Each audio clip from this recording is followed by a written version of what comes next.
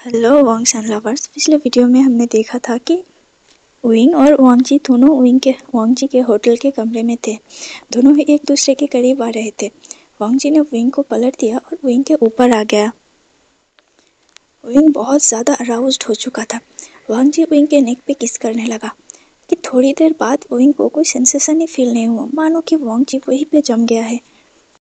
अभी तो वांगजी इतना ज़्यादा अराउज्ड था और अभी वांगजी का कोई मूवमेंट नहीं पाकर विंग वांगजी को थोड़ा सा हिलाता है तो देखता है कि वांगजी उसके बाहों में ही सो गया था उसके ऊपर। विंग को इस बात से थोड़ा गुस्सा आता है। विंग अपना मन में सोचता है कि इस बास्टर्ड का क्या होगा। विंग के फीलिंग्स के साथ खेल के विंग को बेचैन करके देखो तो ये कैसे खुद चैन से सो रहा है। लेकिन इस तरह से वांगजी दिखने में बहुत ज़्यादा क्यूट लग रहा था। विंग वांगजी को अच्छे से बेड पर लेटा दिया।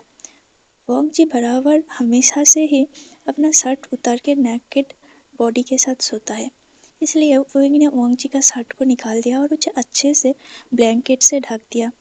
फिर वो बाथरूम पे जाकर खुद को शांत किया और चेंज करके आके वांगजी के पास ही सो गया। सुबह को जब वांगजी का आंखें खुलता है तो वो विंग को अपने पास देखता है। पहले तो उसे अपने आंखों पर भरोसा ही नहीं हो रहा था। एक बात तो ये था कि वो कई दिन बाद ऐसे चैन से सो पाया था। जब से विंग वांगजी को छोड़ के चला गया था तब से वांगजी मानो अच्छे से सो ही नहीं पाया था। हर रात वो विंग के यादों में तड़पता था और कल विंग को अपने बाहों में पाकर विंग के स्मेल को इनहेल करके वो चैन से सो गया था, मानो कि ये उसका जिंदगी का सबसे सुकून भरा पल होगा। और ये वांगजी का दूसरा सुकून भरा पल था कि वो विंग को अपने बाहों में लेकर सुबह आंखें खुल रहा है। वांगजी को बहुत जोर से सुसु लगा था, लेकिन वांगजी विंग को छोड़कर नहीं उठना चाहता था। वो विंग के बालों के साथ, विंग के होठों के साथ, विंग के चिक्स के बालों के साथ खेल रहा था। विंग को गुदगुदा सा फील हो रहा था। विंग अपने सिर को बार बार हिला रहा था, मानो कि वो बस अभी चैन से सोना चाहता है, क्योंकि विंग को भी बहुत हेक्टिक दिन गुजरा था इन दिनों में। और अब वांगजी उसके बाहों में है और वो वांगजी के बाहों में है, ये भी विंग के लिए भी बहुत सुकून भरा पल था। वांगजी को थोड़ा शरारत सूझा तो उसने पासी से एक थ्रेड को उठाया और विंग के नाकों में भरने लगा। वो उस थ्रेड को लेकर विंग के नाक में गुदगुदी कर रहा था, जिस बात से विंग चौंक के उठा और देखा कि लंजा उसके साथ ऐसा हरकत कर रहा है। विंग कहता है, लंजा तुम एक दिन मेरा जान लेके रहोगे, आखिर तुम ऐसा हरकत कैसे कर सकते हो भला। मुझे मेरा वो पुराना वाला लंजा चाहिए जो कि कोल्ड और रूट था। तुम ऐसे एक दिन में कैसे बन गए हो। अभी तुम कुछ और बिहेव करते हो, दूसरी पल तुम कुछ और ही इंसान बन जाते हो। विंग के बातों को सुन के वांगजी बस स्माइल करता है। फिर दोनों मिलकर एक साथ शावर लेते हैं और रेडी हो जाते हैं। विंग वांगजी को अपने साथ अपने घर लाता है। विंग के सीजे और जियांग चैंग वांगजी का बहुत अच्छे से वेलकम करता है। दरअसल जब रात को वांगजी सो गया था तब विंग के पास उसके सीजे और जियांग चैंग का फ़ोन आया था। विंग बहुत रात तक घर नहीं पहुंचा था, इसलिए दोनों टेंस थे, इसलिए उन्होंने विंग को फ़ोन लगाया था। तब विंग ने उन्हें फ़ोन पर सब कुछ कहा कि लंजा वहां आया था और फिर उसके बाद क्या हुआ, और अभी दोनों लंजा के ही होटल रूम में है एक साथ। यानली उस बात से खुश था। वो विंग से कहा कि तुम मिस्टर लैंड को हमारे घर क्यों नहीं लाए, तुम उसके साथ होटल में क्यों रह रहे हो, तुम तुरंत होटल से घर आओ। विंग ने कहा कि सीजे अभी लंजा ड्रंक है, हम नहीं जा सकते घर, कल सुबह मैं उसे लेके जाऊंगा। जिस बात को सुन के जियांग चैंग बहुत ज़्यादा गुस्सा हो गया। उसने विंग से कहा, वे उसियन तुम आखिर एक ड्रंक इंसान के साथ क्या कर रहे हो, क्या होगा अगर उसने तुम्हारा फ़ायदा उठा लिया तो तुम उसके साथ नहीं रहोगे, तुम अपने लिए कोई दूसरा रूम देख लो। जिस बात से जवाब में विंग ने कहा, आचन ऐसा कुछ नहीं है, वो बहुत अच्छे हैं। जियांग चैंग ने कहा, माना कि वो अच्छे हैं, लेकिन इस बात का क्या गारंटी कि वो तुम्हारे साथ कुछ नहीं करेगा, वो तुम्हें ड्रंक हालत में तुम्हारे साथ ज़बरदस्ती नहीं करेगा। विंग ने कहा, नहीं वो ऐसा नहीं कर सकता। जियांग चैंग ने कहा, क्यों नहीं कर सकता भला, क्या कि तुम्हारा लानवांग जी इतना अच्छा है। विंग ने कहा, हाँ वो अच्छा तो है, लेकिन वो ऐसा नहीं कर सकता मेरे साथ ज़बरदस्ती, क्योंकि हमारे बीच पहले सब कुछ हो चुका है। विंग के बातों को सुन के जियांग चंग का मुंह खुला के खुला रह गया था। जियांग चंग कहता है, आखिर तुम ऐसी बातें हमारे साथ कैसे कर सकते हो हमारे सामने? विंग ने कहा, तुम्ही ने तो पूछा था इसलिए मैंने बता दिया। माना कि जियांग चंग झूठ मूठ का गुस्सा दिखाने की कोशिश कर रहा था वेबुसियन को, लेकिन विंग के आवाज़ को सुनकर उन लोगों को पता चल रहा था कि विंग बहुत ज़्यादा खुश है, और अगर विंग खुश है तो वो लोग भी खुश है। आप तीनों ब्रेकफास्ट टेबल में बैठे थे। जियांग यानले ओंगजी के आने की खुशी में बहुत अच्छा नाश्ता बनाया था। विंग बहुत एक्साइटेडली लंजा से कहा, लंजा ये लोटस सूप ट्राई करो ना, ये मेरे सिजे का बेस्ट डिश है, पता है। विंग बहुत ज़्यादा एक्साइटेड था क्योंकि अब तक विंग वांगजी के घर पे रहते आया हुआ था, लेकिन आज पहली बार वांगजी विंग के घर आया था। इस बात से विंग का खुशी का कोई ठिकाना ही नहीं था। वो बहुत ज़्यादा एक्साइटेड था। ब्रेकफास्ट हो जाने के बाद सभी एक साथ बैठ के टीवी देख रहा था।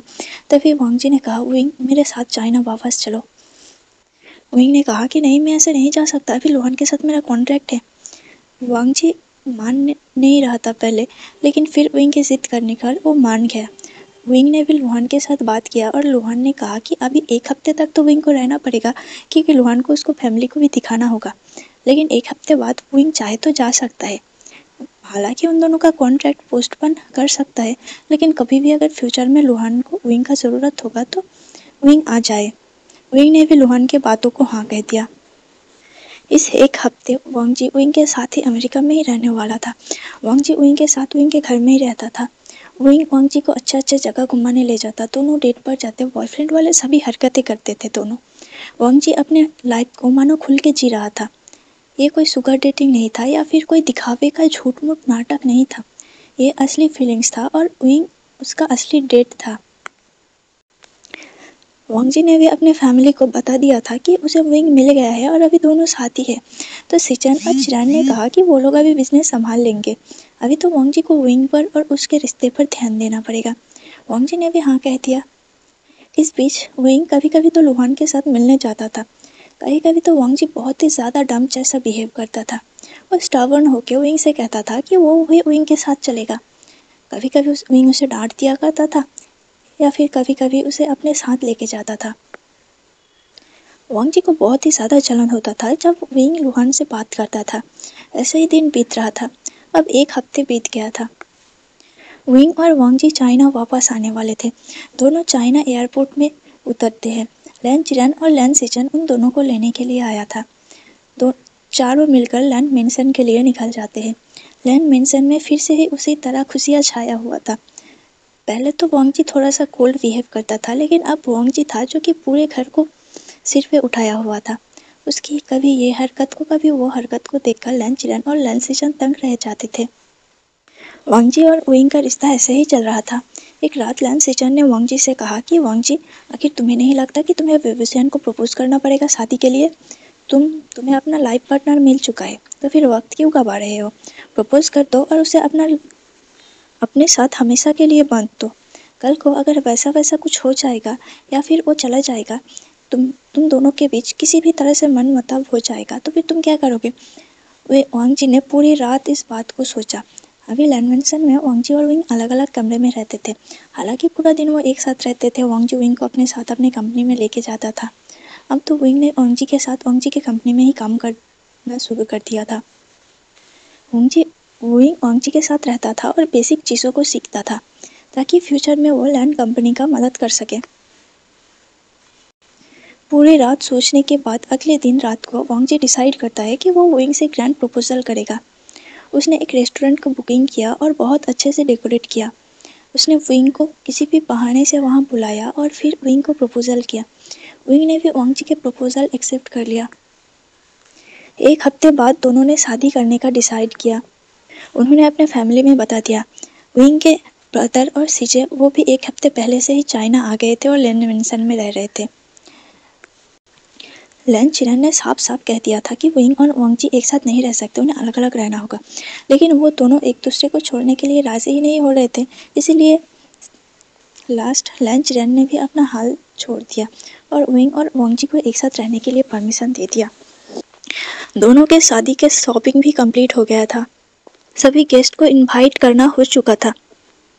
लैन चिरन में शादी के डेकोरेशन में और शादी के प्रिपरेशन में किसी भी चीज़ का कमी नहीं छोड़ा था। उन्होंने बहुत पैसे खर्च किया था शादी के लिए।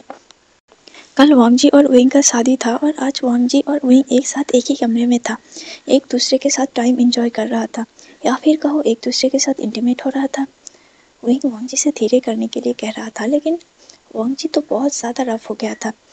शादी के उससे इतना ज़्यादा एक्साइटमेंट था कि वो विंग के बारे में सोच ही नहीं पा रहा था। वो बस बहुत ही ज़्यादा खुश था और इस चक्कर में उसने जोश में होश खो दिया था। उन दोनों का हॉट सेशन कंप्लीट हो जाने के बाद विंग वांग जी के बाहों में था। विंग ने कहा, लंजा, कल हमारी शादी है। अंकल तो पहले से इस बात का खिलाफ था कि हम दोनों एक दूसरे के साथ मिल रहे हैं, और आज तुमने मेरे साथ ये किया। कल हमारा शादी है। शादी के पहले दिन ये सब कौन करता है लंजा? अगर अंकल को पता चलेगा तो कि सोचो क्या होगा, मैं अंकल के सामने कैसे मुंह दिखाऊंगा। वांग जी ने विंग के सर को सहलाया और कहा, तुमने थोड़ी कुछ किया है, किया तो मैंने है। तुम अंकल से कह देना कि लंजा ने किया है। विंग वांग जी के इस बोल्ड एक्शन को देखकर दंग रह गया था। क्या इसे जरा सा भी शर्म नहीं है कि अपने अंकल के सामने ऐसी बातें करने के लिए कह रहा है मुझे? वांग जी विंग से कहता है, तुमने अपना आउटफिट मुझे क्यों नहीं दिखाया? तुम्हें पता है मैं कितना इंतज़ार कर रहा हूँ तुम्हें उस ब्राइडल आउटफिट में देखने के लिए। तुमने तो ये भी नहीं बताया मुझे कि तुम क्या कलर पहन रहे हो। विंग ने कहा, एक तो तुमने शादी के पहले रात ही मेरे साथ ये किया, और दूसरी तरफ मुझे शादी से पहले ही ब्राइड रूप में देखना चाहते हो। क्या तुम्हारा सिर ठीक है ना? मुझे लगता है कि इस शादी की खुशी में तुम्हारा दिमाग में चोट लग गया है। मैं कितने दिन से ये सोच रहा था कि हम दोनों ये सब कुछ नहीं करेंगे, शादी के बाद हम फर्स्ट नाइट मनाएंगे, लेकिन तुमने तो शादी के पहले दिन ही फर्स्ट नाइट मना लिया। विंग गुस्सा दिखा रहा था वांग जी को। हालांकि ये झूठ मूठ का गुस्सा था, लेकिन वांग जी विंग को सहला रहा था और उसे शांत करने की कोशिश कर रहा था। वांग जी और विंग का शादी का वेडिंग ड्रेस डिसाइड हो चुका था। वांग जी विंग के लिए वेडिंग ड्रेस डिज़ाइन करना चाहता था, लेकिन विंग ने कहा था कि वो खुद अपने लिए वेडिंग ड्रेस डिज़ाइन करेगा, और वो भी ऐसे जैसे कि वो बचपन से चाहता था। उसे एक ड्रीम वेडिंग चाहिए था, जो कि उसके लिए कभी भी पॉसिबल होगा ये सोचना विंग ने छोड़ दिया था। लेकिन अब लंजा के साथ वो पॉसिबल हो रहा था, तो विंग बस अपने आप को प्राइवेट टाइम देना चाहता था और अपने आप के लिए सब कुछ करना चाहता था। इसलिए उसने वांग जी को कई बार जिद करने पर भी वांग जी को अपना वेडिंग ड्रेस नहीं दिखाया था, और इस तरह वांग जी था जो कि विंग को उस वेडिंग ड्रेस में देखने के लिए मरा जा रहा था। अगले दिन जियांग चंग बहुत गुस्से से उन दोनों के रूम पे नॉक कर रहा था। घर के सभी लोगों को पता चल गया था कि दोनों एक दूसरे के साथ एक ही कमरे में हैं। जियांग चंग ने कहा, तुम दोनों जल्दी से रेडी हो और नीचे आ जाओ, आज तुम्हारी शादी है। लैन मेंशन को बहुत अच्छे से डेकोरेट किया गया था, और अभी भी वो डेकोरेटर वाले अपना काम कर रहे थे और वेडिंग हॉल को डेकोरेट कर रहे थे। विंग और वांग जी अपने आप को ठीक करके नीचे आ जाता है। नीचे लैन चिरन, लैन सिचन, जियांग यानली, जियांग चंग सभी थे। जियांग चंग वांग जी और विंग को गुस्से से घूर रहा था, मानो कि वह अभी वांग जी का जान ले लेगा, और दूसरी तरफ लैन सिचन मुस्कुरा रहा था, और लैन चिरन तो बहुत ज़्यादा हैरान था कि आखिर उसके नेफ्यू ऐसा कैसे कर सकता है। उसके लाख मना करने के बाद भी उसने शादी से पहले ही ये सब कर दिया। विंग अपना सिर को हिला नीचे झुकाए हुए था। उसे बहुत ज़्यादा शर्म आ रहा था अपने सिर को उठाने में। वो मन ही मन लंजा को कर्ज कर रहा था। दरअसल विंग अपने रूम पे सो रहा था, वांग जी को मैसेज कर रहा था। वांग जी मैसेज में विंग वांग जी को टीज कर देता है, और उसके बाद वांग जी विंग के रूम पे डायरेक्ट आ जाता है और विंग को पकड़ के अपने रूम पे लेके जाता है, और फिर विंग के साथ वो सब करता है। जियांग चैन ने गुस्से से कहा, क्या तुम दोनों को एक दिन का इंतजार नहीं होता? क्या तुम लोग इतने उतावले हो गए हैं कि एक दिन और एक रात का भी इंतजार नहीं कर सके? वांग जी ने कहा, नहीं। मामला बहुत ही गंभीर होता जा रहा था, इसीलिए लैन सिचन ने संभालते हुए कहा, वांग जी विंग जाओ, तुम लोग जाके रेडी हो जाओ, अभी सब गेस्ट आने वाले हैं। सभी गेस्ट आते हैं। फाइनली वांग जी मैरिज हॉल पे विंग के लिए इंतज़ार कर रहा था। जियांग यानली और जियांग चंग विंग को पकड़ के वांग जी के पास लाते हैं और वांग जी के हाथों में विंग का हाथ देके कहते हैं, हमने अपने अमानत तुम्हें दिया है, संभाल के रखना। तुम्हें अगर कभी भी लगे कि तुम उसे नहीं समझ सकते तो उसे हमारे पास छोड़ के आना। वांग जी ने स्टिफ फेस के साथ जवाब दिया, उसका कभी भी ज़रूरत नहीं पड़ेगा, विंग हमेशा ही मेरे पास रहेगा। जियांग चंग अपने मन में बड़बड़ा रहा था कि यह इंसान कैसा एक्सप्रेशनलेस है, ये इमोशन को भी नहीं समझ सकता। विंग जियांग ने कानों में कहा, चल मुझे पता है कि तुम मेरे हस्बैंड को कर्ज कर रहे हो, उसे कर्ज करना बंद करो। वरना ये अच्छा नहीं होगा। जियांग चंग ने कहा, अच्छा, तुम्हें बड़ी पड़ी है अपने हस्बैंड का। तुम्हें तुम्हारी जानकारी के लिए बता दूं कि वो अभी तक तुम्हारा हस्बैंड हुआ नहीं है। तुम दोनों का शादी का कुछ पल अभी भी बाकी है। विंग ने कहा, उससे किसके पड़ी है? हमने तो पहले ही शादी वाला सभी हरकत कर लिया। अब बस एक दूसरे के साथ एक भाव तो लेना है, वो भी हमने पहले ही ले चुका है। जियांग चंग ने विंग की तरफ घूरा और गुस्से से देखने लगा। विंग ने एक स्माइल किया जियांग चंग को देख के। जियांग चंग ने कहा, आखिर कोई इंसान ऐसे सिमलेस हरकत कैसे कर सकता है वो? जैसे तुम वैसे तुम्हारा हस्बैंड, दोनों ही सेम हो। तुम दोनों ही एक दूसरे के लिए परफेक्ट हो। विंग ने कहा, हाँ, इसीलिए तो वो मेरा लंजा है। जियांग चंग अपने सिर में अपना हाथ मारने लगा और सोचा कि इस बुद्धू को कुछ भी कहना बेकार ही होगा। विंग वांग जी के हाथ को पकड़कर वह खड़ा हो गया। प्रीस्ट ने वेदिक मंत्र पढ़ना स्टार्ट कर दिया और फिर दोनों ने वाउस लेकर अपने शादी को कंप्लीट किया। शादी के बाद बैंक्वेट हुआ जिसमें बहुत सारे लोग इनवाइटेड थे। न्यू मिंगजे भी उन लोगों के वेडिंग में इनवाइटेड थे क्योंकि वह लंच सिचन के फ्रेंड था और लंच सिचन ने उसे इनवाइट किया था। जब न्यू मिंगजे आके विंग और ओंगजी को कंग्रेचुलेट करने लगा, ओंगजी बहुत ज़्यादा गुस्सा था। उसे जलन हो रहा था क्योंकि उसे उस बात का याद आ रहा था कि न्यू मिंगजे ने कैसे कहा था कि वो भी विंग को शुगर डेटिंग कर चुका है। विंग को तो अभी बहुत ज़्यादा शर्म आ रहा था क्योंकि उसने भी न्यू मिंगजे के साथ शुगर डेटिंग किया है। हाँ, मिंगजे अच्छा है लेकिन फिर भी विंग को शर्म आ रहा था और लंजा के सामने उसे ऑकवर्ड लग रहा था क्योंकि आज उन दोनों का वेडिंग डे था। मिंगजे ने उन दोनों को कांग्रेच किया और कहा कि मुझे पता है कि तुम नर्वस हो रहे हो बेबिसियान, लेकिन कोई बात नहीं, जाओ अपना वेडिंग एंजॉय करो, इन सब बातों को मत सोचो। विंग को इस तरह से अपनी तरफ आता देखकर वांगजी का तो मानो धड़कन ही बंद हो चुका था। वांगजी में सोचा भी नहीं होगा जितना विंग का खूबसूरत लग सकता है उससे ज़्यादा विंग खूबसूरत लग रहा था उस ड्रेस में। विंग का चॉइस बिल्कुल परफेक्ट था। अगर वांगजी विंग के लिए खुद ड्रेस चॉइस करता तो वो शायद इतना ज़्यादा विंग के ऊपर नहीं जचता जितना ये ड्रेस विंग के ऊपर जच रहा था। विंग जैसे जैसे एक एक कदम वांगजी की तरफ चल रहा था, वांगजी का धड़कन तेज हो रहा था।